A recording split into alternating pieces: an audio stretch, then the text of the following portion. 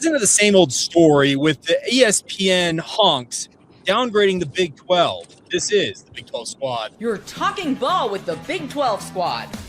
From Oklahoma State to Utah, from Kansas State to BYU, from Houston to Texas Tech, it's the local experts of the Locked On Podcast Network bringing you scoops, breakdowns, and the most comprehensive preview of the upcoming Big 12 weekend. Buckle up. It's the Big 12 squad, and we have a seat for you. No hurt feelings and thin skin allowed. Squad up. You're part of the Big 12 squad. Welcome into the Big 12 squad, everybody. I'm Jake Hatch, host of Locked On Cougars. Our regular host right there is mobile this evening. That would be one Drake Toll wearing that jacket. I'm here. I'm not sure you've taken that jacket off. Right here. Days, Drake, is that right? I am not. I'm very warm. Look, this is all that I have to say before I lose service in the boonies of Savannah. I hate the American airline system. They rigged this against me. Greg Sankey's in charge of the flights. He is patrolling them. Charlie Baker has something to do with this. And I'm late to the squad because my flight got canceled or moved or whatever it was. But I love you guys, and go Utah. Just kidding. Or maybe I'm not. All right, bye. Wistersill. That's Drake Toll checking in from the road. But everybody, thank you for tuning into the Big 12 squad. As always, please subscribe, rate, and review this show as well as whichever show you happen to frequent. I host Locked On Cougars. That right next to me digitally is Parker Ainsworth, host of Locked On Cougs, covering the Houston Cougars. Next to him, Derek Johnson, Locked On Jayhawks. He and I are mortal enemies this week with the Cougars and the Jayhawks set to square off in Fog Allen Fieldhouse. Then we got Cody Stovall, Locked On Oklahoma State, and the man, the myth, the legend is Kevin Borba, Locked On Buffs. Thank you to everybody for tuning in. Your first listening part of the Locked On Podcast Network, where, as we like to say, thank you for the Podcast Network. All right, guys. So Joe Lunardi and ESPN have taken the hint from ESPN's football coverage and are downgrading the best basketball conference in the country. Have you guys seen the latest projection bracketology for the Big 12? I would say I think Houston fans have been paying attention for a long time because ESPN weirdly had Houston when they were like as high as 7th in the AP poll on the 3 line. And like that just doesn't math. I teach history, not math. That doesn't quite math. People have been paying attention to that in Houston for a minute because it feels like there is this slight being given to a conference that has 6 of the top 15s in the country right now. Well, and that's the problem right there, Ainsworth, is that you look at it, we have the top dogs in the league, obviously projected to be inside the field. But if you look at like kind of the I call it the bubble is the term to use. There's not a lot of teams, the West Virginias of the world, like some of these teams that are you would think on the bubble. And Derek, I want your thought on this. What's going on here? Are they trying to like literally keep like the middle part of the Big 12 and like say, hey, get out of here? Well, okay, the good news is that did you know Joe Lunardi is the 125th ranked bracketologist by accuracy, according to our friends over at Bracket Matrix. So how many are there? Look at that. There's a lot. There's a lot out there, but 125 is not a good place to be in. So I say this because, like, here's the thing.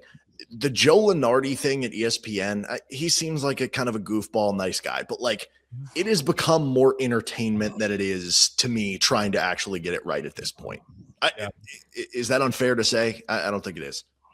Well, I don't think it matters to you three up top, but I think it does in fact matter to maybe not necessarily Oklahoma State because we're not doing a lot of winning in basketball, but traditionally speaking, you would assume that the top 7-8 teams, right, from the Big 12 have an opportunity to go to the big dance. So, and I talked about it ad nauseum, all you got to do in the Big 12 is be in that top 7-8-ish spot, and you're probably safe. And correct me if I'm wrong, didn't statistically we beat out the SEC last year? I know 4-1 it all, right? So they're going to have that cachet. But statistically, we had a better win percentage in the tournament than any other conference in the country, and they continuously downgrade the Big 12. It doesn't matter to you guys, but let's say Oklahoma State wins 4 in a row. Then we're putting ourselves in a position we're right there for a 6th, 7th, 8th spot, and then this conversation does, in fact, matter. Well, and Borba, I want to get your thought on this, is that it just kind of seems to me that we saw the SEC get a record amount of teams into the big dance last year. And, yeah, the Big 12 was right there competing neck and neck if they weren't outdoing the SEC. But isn't this more propaganda to kind of what Derek's talking about, where it's more entertainment and propaganda versus, hard and fast journalism? Yeah, I think Derek hit it right on the head, and it will cross over to football real quick. I think it's like the first couple of weeks of the playoff rankings where it's like we don't really need the playoff rankings in week 10 or whatever because there's still so much that hasn't unfolded. And I would say it's the same for basketball, right? We're like barely midway through the schedule. I don't even think the first half of Big 12 play is finished completely. So it's like really hard to look at this overall picture and be like, yeah, you know what? Kansas is insert rank here, or like Houston isn't a 1 seed or whatever, because it's like there's so much that can still happen, right? Houston could go on an undefeated run and win out, or maybe like BYU goes on an undefeated run, or like Colorado, who's sitting at the bottom of the Big 12 at like 2-5, like maybe they string together like 6 wins, right? There's so much that can happen, so there's really no point in looking at bracketology. The only thing that it really does though is like it changes the perception that fans have, because it's like, oh well, Joe Lunardi said like Kansas, I'll just use them as an example. Joe Lunardi said Kansas is a 5 seed. And it's like, well, Joe Lunardi also is 125th in ranking these. And it's like, we look at like these rankings are just kind of shoved down our face because we have nothing else. And I think that's what sort of influences fans and too much. I do think though that the 5 of us and people in our industry, like we do know what Lunardi is. He's much more of the entertainment side of this, and like again, it's 125th out of 124 for all I know, right? Like that's not great odds. But I do think because of where he works, how loud his voice is, how much it's projected, it gets carried a lot higher than 125th out of whatever it is, right? Like I do think there's some perception aspect of that because of where his name has floated, that it does mean something more than just he's one of a billion people. Well, and that's the problem is, to your point, Parker. Derek, I want to get your thought on this. Is anybody can go, like, I'm just going to just say Jim Bob's bracketology, and he may be far more accurate than Joe Lunardi. He's ranked 47th. No, I'm just kidding. But the fact that Jim Bob, the fact that his platform is nowhere near the platform that a Lunardi has. Yeah, people are going to take what Lunardi says as, I guess, gospel truth is probably the best term to use. Well, guys, and unfortunately, perception can sometimes be a reality. There's a perception that if you're a top-tier defensive lineman, you have to go to the SEC, right? That's been a perception for 15 years. So if you're a recruit and you're a big-body beast down low that plays defensive tackle, if you don't get SEC offers, you feel like you're not living up to your expectations. I think that there is, this push to discredit the Big 12, and prop up some of these other conferences for recruiting and future viability. And for that purpose, I absolutely hate it. This is really more of a question for Derek, because I think Jake and I actually fall in the same boat here. And I don't mean to, like, I remember when Oklahoma State was really good at basketball. I know that Colorado's put out some talented players. But Derek, is part of this that Houston, Arizona, BYU have just kind of shown up and crashed the party? I mean, look, we lost at Texas Tech last weekend, and I still feel like we should have won that. Anyway, it happened, right? But ultimately, Houston has come in and kind of run this conference in basketball for 2 years. BYU comes in and gets the number 1 pick in the NBA draft.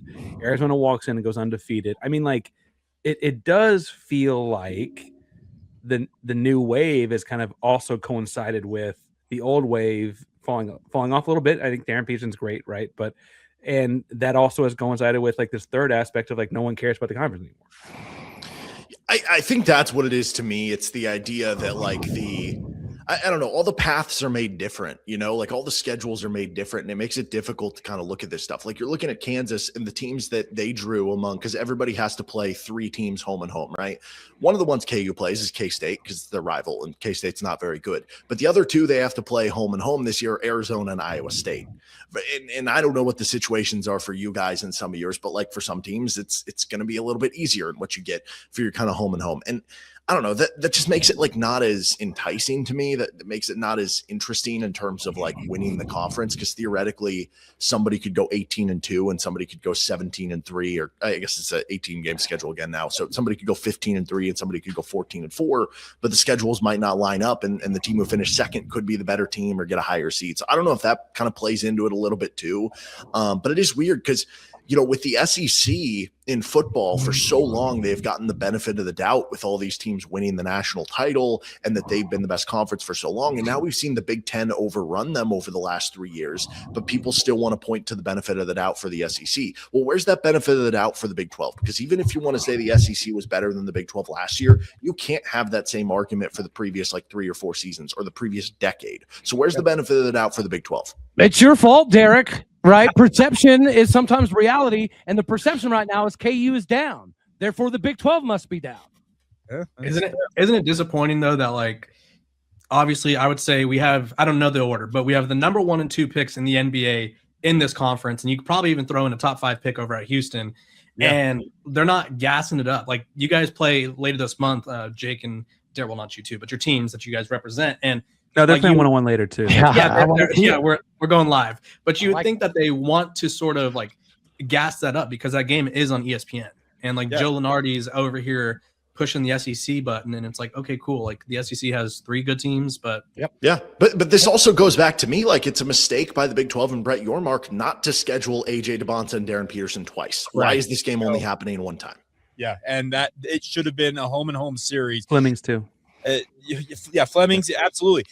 So BYU is going to get Arizona twice. They're going to get the Koa Pete versus AJ DeBonta twice. But you should have these top prospects. You need to rig the schedule however you need to get more featured product out there to obviously combat what the propagandization of what ESPN is doing. All right, we will continue to talk about this, but did the ACC and what Dabo Swinney did, should that be something that the Big 12 is doing? We'll get into that next. Big 12 squad rolls on. Hi, everyone. I'm Kalia Butler, host of Locked On Women's Basketball, and this is Mazda's Women's Basketball Snapshot, celebrating the work no highlight reel can ever capture. The WNBA has released its 2026 schedule featuring a 44-game regular season beginning on Friday, May 8th. The league's historic 30th season includes expansion teams Portland Fire and the Toronto Tempo, with opening weekend highlights such as Caitlin Clark and the Indiana Fever hosting Paige Beckers and the Dallas Wings, and a rematch of the 2025 finals between the Aces and the Mercury. And unrivaled, Miami felt the breeze as Paige Beckers powered the breeze to a 75-68 win over the Lunar Owls, finishing with 28 points and 7 assists. She was joined by 20-year-old Dominique Malunga, who added 21 points, 8 rebounds, and became just the second player to ever dunk in an unrivaled game. In college hoops, South Carolina handed Vanderbilt its first loss of the season with a dominant 103-74 win. These moments are earned off the clock, those long before the lights ever come on. The sweat, the fakes, the doubt, the scrapes, and coming back for more every time. Mazda puts the same drive into every detail. Wins define the moment. Putting in the work, that defines you. There's more to a Mazda because there's more to you. Welcome back to the Big 12 squad, everybody. All right, so we all saw what Dabo Swinney had to say about Ole Miss's meddling in their affairs with regards to Luke Forelli, the linebacker that had A, signed with the Clemson Tigers, B, enrolled at Clemson, and C, was attending class when Pete Golding called him up or texted him at least. So I think we all kind of look at this, and we've talked about tampering on this show, about there are differences when it comes to tampering. But isn't this one like a cut and dry case of what not to do, and maybe something that the Big 12 needs to call out themselves? Absolutely, 100%. Matter of fact, you should put it on like a PowerPoint. If you know that there's a coach that is texting your player by name, I think that you should blow that coach out of the absolute water, because I think it sets a precedence for what they can do in the transfer portal moving. If there's problematic coaches, and we all know that some are worse than others, I think that if you can throw them under the bus for screwing your roster, you should do it. I think the hard part, though, sorry, Park, is like Dabo was the one coach that could do it and not really take any you-know-what for it, because he's never – I wrote an article the other day over at SI, and I think Clemson has taken in – I think the number is like 8 transfers total. He's tried to eschew doing the transfer portal thing, if at all. Yeah, so your point. Yeah, like, and their first 2 transfers were like glorified GAs. It was like Paul – it was like – 4th string quarterbacks. Like, he has not used the transfer portal like anyone else. So he could say that people are tampering because he's never tampered. He just now started using the portal. So I think it makes it a little difficult. But I do think if teams started reporting other schools, like the NCAA would have to do something eventually, or whatever governing body we're going to move to will have to do something. But I mean, I will say nobody should be surprised. Luke Forelli committed to 3 schools in like the span of like 3 months or 4 months when he was a recruit. He went from Arizona to Stanford to BYU, and like that's, or not BYU, excuse me, Cal. Like that's sort of his MO. But it was pretty, I guess, eye-opening to see Pete Golding being like, okay, $2 million, let's go. Well, I think it's interesting because I'm watching this because I want to kind of see what actually happens out of it. First of all, I think that's going to be a big part of this because, as Kevin said, I don't mean to throw anyone under the bus here. I know Houston has lost players to a couple of y'all's programs and taken players from a couple other ones, right? Like that's part of it.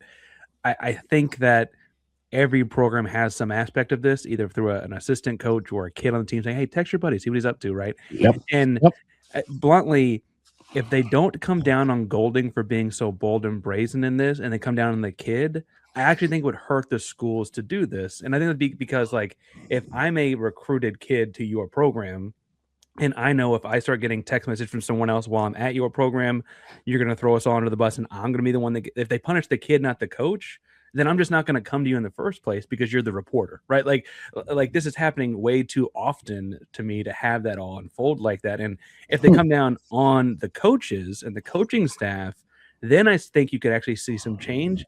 I think that takes aside stones that they don't have here. Like I just don't think that's. I did see that the SEC is considering like enforcing their own punishments though, which is, I think, would be interesting. Like if the conferences were like, hey, like Pete, you're like straight up, like this is as clear as it gets. You are suspended for X amount of games, or I don't really know what punishments they can enforce really, but like I would like to see some accountability from someone. I just don't know. Do you think that the conferences would actually show that accountability if it's out of conference though? Like, do you think the SEC would do it because they're like, oh, well, we took a player from the ACC, let's let it slide. But as soon as Pete Golding does that to another SEC coach, that's when we're jumping in. If Pete does this to LSU or Alabama, he's going to get the hammer.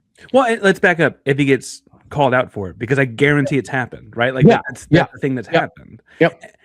If the punishment is missing the first half of their game against Charlotte, November or September 12th, I think they'll live, right? Like what's the punishment going to be? Like, what is it really going to be? Maybe you dock revenue share. Like, obviously, every team from I don't know how much money you'd have to dock though, because that feels like really aggressive. But like, say, like for Pete Golding, say like the SEC was like, you know what, we all get $30 million in our TV deal. Like you guys are now getting 25 million or something. Like that's a very big number. But like, I think that's the only way you could really go about it. Cause like Parker said, like, I mean, Michigan won like 3 games without a head coach and like no one batted an eye. Like all these SEC teams are playing. I mean, me and 10 of my friends on September 1st, like that's just how bad these teams are they're playing. Yeah, but so I think that there needs to be some penalization because what Jake alluded to, we all know people that, you know, get the text messages like, hey, you're close to the players. Do you know if this player would be interested in getting in the portal? So it's kind of like that third party. That stuff's always going to happen.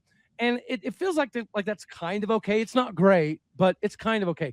When a head coach is straight up saying, don't worry about your agreement, don't worry about that money, I think that is where the line needs to be drawn, and there needs to be an example made. But this is in the SEC, so we know nothing's probably going to happen. Also, $2 million for Luke Forelli seems like so much money. Yeah, and that's the thing about this. Relative to what market rates are for each level of player and each position when it comes to market share, $2 million over 2 years for a linebacker, that's like breaking the bank, quite literally, to bring him in. And kind of shows that Ole Miss apparently thinks very highly of Mr. Forelli, but also at the same time apparently wants to knock Clemson down a peg or two. I think the best way that teams could like punish this as well is just even if the NCAA is not going to like suspend anyone or punish anyone, just be like, you know what? They offered Luke $2 million because there was a big rumor that Ole Miss had a lot of problems with guys finding out how much everyone was getting paid. Just air out how much you're getting paid, and maybe it'll like cause a lot of internal frustrations. There you go. I thought you were going to say, hey, we'll offer you $2 million, 2.25, and just see if you can keep upping the price or really hurt the other team's bank until you finally pull out. See how high Ole Miss is willing to go to pull this up. Yeah. And then pull Jaden Rashada and say, we never offered you that $13 million. Yeah, prove it. I do think that, and we're going to get into Mensah in the third segment, that one aspect of this is the length of the agreement and the like unenforceability it feels like out of all of this. And I don't mean to like start the segue early or whatever, but like that plays a piece. They feel like the same issue to me. Yeah. Well, okay. We're going to get into that. We'll talk about that. Darian Mensah, apparently showed that, you can break said contracts, and we'll talk about the ramifications of that next. Big 12 squad. Today's show brought to you by our friends over at Rocket Money. We're doing this all together, everybody. What is everybody's favorite part about our friends over at Rocket Money? Parker Ainsworth, go. I teach, I coach, I podcast. It's nice to have someone keeping me accountable for what goes where and where it goes. I teach history, not math. Numbers ain't my thing. Rocket Money, numbers are their thing. That helps. Derek Johnson. I love the color-coded everything because my brain is dumb, so that makes it really easy. I can see what's going where because it adds different colors. I know what color corresponds. Cody Stovall, what you got? I love that it tracks your subscriptions because I'm probably the world's worst at saying, oh, I need that, and then paying for it, and then never realizing that I've ever paid for it, and I continuously get billed for it. I appreciate that aspect of it. Kevin Borba. Yeah, I just love that it tracks the subscriptions because sometimes you subscribe to something 5 years ago and you don't even realize you're still paying for it. So that's nice to know. No doubt about that. Well, take advantage of Rocket Money, help you reach your financial goals faster. Join at rocketmoney.com/lockedon. That's rocketmoney.com/lockedon. Once again, rocketmoney.com/lockedon. Big 12 squad rolling on here on a Thursday evening. All right, so Darian Mensah is, by the time this show actually airs, likely to have committed to the Miami Hurricanes, become their new starting quarterback. But he came to an agreement in terms of we'll call it what it is. It's a buyout to be able to release himself from the contract he had with Duke. Yep. Concerning should this be, guys, that the kids can sign a deal and then buy themselves out of it? Can we lay out this whole thing? Because I feel like there's details I've got to be missing, but also it's just because it's so Mensah, first of all, got out of Tulane through some sketchy stuff too. Yes. Got to Duke, signed a multi-year deal at Duke. Lost to Tulane. Duke kicked out the quarterback. They had a good quarterback. But also won the ACC at Duke. He then, before the next year of his deal, which he has signed, is getting talked to by Miami, who, let's be honest, would probably be up the creek without a paddle had this not gone through as far as quarterbacks go. Yeah. 100%. And it's late in the game because Miami's in the championship game too. He then says he's getting out of that deal, and then it's not that goes to litigation, whatever. And it's actually, we're just gonna let you out of the deal. Let's all go our separate ways. And so Duke had pursued trying to get a temporary restraining order against him to prevent him from being able to go into the portal. That was denied by a judge. So therefore, he was cleared to go into the portal, but they were trying to argue that because he had signed this deal, they essentially retained the rights to any money he generated via NIL. And then we got the release that they had come to a settlement, a buyout, whatever you want to call it, that releases him from any indemnification, anything that he owes Duke, thereby allowing him, it appears, to end up as the Miami Hurricanes' projected star. And we can assume that all this Miami's got a lot of money and that they're paying the buyout. He's making that money back and then some. Theoretically, you would think so. They may be just handing him hey, here's your money. You give that to Duke, and then get over here to Coral Gables. Because I think it would have been really funny if he'd had to do a bunch of Duke commercials theoretically while at Miami. That would have been pretty good. I guess as we lay it out there, the thing that I don't get is, and this is, I guess, honorary Big 12 member because of the squad show song. Yes. Why did Duke let them out of the contract? Why didn't Duke push this? This is a ACC opponent. This is frankly, you won the conference and they made the playoffs. Someone I would think you would consider an adversary. Why did they let this happen? Especially with the Damon Williams at Washington. The precedent was there that he's stuck in having to come back. Although that's got to be an awkward situation, right? Right. Yeah. Damon Williams is going to have to go back to Washington and rebuild some relationships, repair some relationships. It's going to take time to do that. But yeah, the precedent was there that Duke could have stood on what ground they had and forced him to remain in Durham. This is extremely problematic, guys. I'm sorry, Barbara. Go ahead. No, I was just going to say, we're probably going to say around the same thing because the best strategy you can have, and Duke has one of the top law schools in America, the best strategy you can have is make this so annoying and difficult that the player doesn't want to do it, or but are you going to hold your quarterback hostage? And the other problem is it's systematic. He can unenroll as a student, and then they could figure out a way to pay him. It doesn't have to be NIL. It could be okay, cool, we're going to give your wide receiver X amount of dollars. And there's always all these avenues to pay. So whatever. Who went to Tulane and beat Darian Mensah. Come on. Right. Left by you. Well, this is problematic for me because Drew Messmaker signed a 2-year deal. Yeah. It doesn't matter. If Oklahoma State goes say 9-3, I don't think it's going to happen. Okay, but let's say it does happen. not quite good enough to get to the Big 12 title game, not quite good enough to get to the CFP. But obviously, from a 1-win team to a 9-win team, you have a roster that a lot of teams are going to want to pick apart of. And you would think that the 2-year deals and the 3-year deals would kind of rectify some of that. And then you see this happen, and it's like, oh, great. So all of these players that we signed to 2-year deals, does it even matter if Oklahoma State has a 9-3 season? Is any of it gonna matter? Are we gonna be able to keep any of them for the following season? Because we're not Miami, right? Well, and the one thing to pay attention to on the DeMond Williams thing, I forgot to add this in. Washington obviously said they were going to litigate this and they were going to essentially force him to remain in Washington. They also had the Big Ten behind them. The Big Ten threatened to sue him as well. Where this is an intra-conference deal, speaking of the ACC, Duke's got to be pissed the ACC didn't back them up. They've got to be upset that the ACC is allowing this to happen. Well, the ACC went with Miami, who we've always been whispering about, like they kind of want to leave that whole thing anyway, and they're kind of a bell cat. Like there may be more to that layer, Jake, than we're just hinting at here. But I guess that's my thing is like Duke really set a bad precedent here when it kind of felt like a strong one had just been set. Yeah. And I like Cody. Like, look, Houston's NIL is a deal where like we're trying to be competitive and let you come home and play at your home in Houston, right? Like that's part of it. We're building the program up. Fertitta's apparently more involved. Hoorah, right? Like something fun. But also, like we've lost players. I mean, AJ Halsey went to LSU with a big payday. He's now going to be a top whatever draft pick as a safety, right? Like he was an all Big 12 player the year before for us. Go team, go! And I like AJ a lot. If this can happen, the 2-year contract was kind of supposed to be a guardrail to that, and it seems like it's really like a good thing for the player because they know they have a 2-year contract on our end as a school, but it's not really a 2-year deal for us because they can just opt out of it and transfer as a student and be fine to play. And Kevin, to your point of like what's keeping them from transferring as a student, I'm not saying he can't take classes wherever. I'm saying he probably shouldn't be able to play football there. That's a different thing to me. I think look at all the quarterbacks that departed from their schools in the Big 12 this offseason. Like, I don't know. Parker, like, are you scared at all with the high-end quarterback recruit that you have coming in? Like, what are the odds he finishes his career? I know it's a little different, right? He's from the area and stuff, but like, that's got to be in the back of your mind, right? It's something people talk about. And frankly, when he committed and shut down his recruitment, and that was a big deal when he shut down his recruitment because he shut down, he canceled visits to Florida State and Texas when he did it. People were like, he'll be coming one day anyway. Like that was a common thing. I think Keyshawn is particularly different. I will say that there are absolutely other high-end recruits on the Houston roster that I don't think are different, right? Like that's just the way that works. And it is like if the guardrail was supposed to be a 2-year contract, what happened all of a sudden? Now that's gone. Well, and didn't Jordan Seaton, your gangster offensive lineman at Colorado, didn't he originally sign a multi-year deal?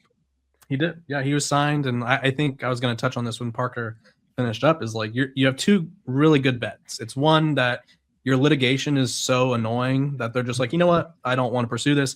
Or 2, you're stuck with hope that they're just like attached to your program in some capacity. Like Jordan Seaton was not attached to Colorado like people had hoped. Houston's quarterback may be attached to Houston's program in a way that like would make a lot of programs happy. But at the end of the day, like I would say recruiting is probably the worst investment in college football, especially 5-star quarterbacks these days. Like 70% of them since 2021 have left their program. But those few that have stayed have turned out really good. Like Ty Simpson, Arch Manning. Like if you could get these guys to stay, it's great. But the problem is your best, I guess, strategy is hope. And I don't really think hope is like, that should not be plan A or that's probably like plan F, really, like where it's like, we really hope you like us here. Like that's not. As my father's preached to me for years that hope is not a strategy, boys. So yeah. Keyshawn thing in Houston is particularly different in that Fritz coaches high school coach, the hired his high school coach on staff. He's from the city. Like there's a lot of aspects of that feel different in its own unique way. The other 4-stars on the roster don't have all the exact same. Most of them are from Houston, but they don't have the same connections, right? And much like Seaton's from the DMV. Am I making that up? That's his connection to Colorado was Coach Prime's a cool dude. Like there should be, that was it. That was the whole thing. He got a lot of attention. I'm not going to pretend that Colorado made him, but he got a lot of attention. I've said this on my show. How he left the program was disgusting. He asked the media department to make him a video, said he was going to use it to announce his return, and then used it to announce he was transferring. Like, I just think there has to be some sort of enforcement on any of these contracts. And until there's a governing body, which, I mean, the NCAA is the shell of its former self, they have to be employees. Like, that's been a popular topic on my show because Coach Prime is finding people for missing practice and stuff like that. They have to be unionized. They have to be employees. Yep. There has to be a collective bargaining agreement. And quite frankly, I don't know how you do that. I just know that Northwestern quarterback that refused to be in the video game like 10 years ago, 20 years, whatever that was, he's probably furious right now because he's like, I've been saying this for years. Well, we don't have time for a whole other segment, but I think some of those fines are, I think the phrase Cody uses is bull spit, but we'll do that later. Then you're going to open up all those cans. And we can open those cans. I think we're there, but I think this is evidence that we need to get there. Yeah, well, and here's the thing. I'm preaching from a place where BYU retained essentially all of its top talent. So BYU's in a very interesting position where they were.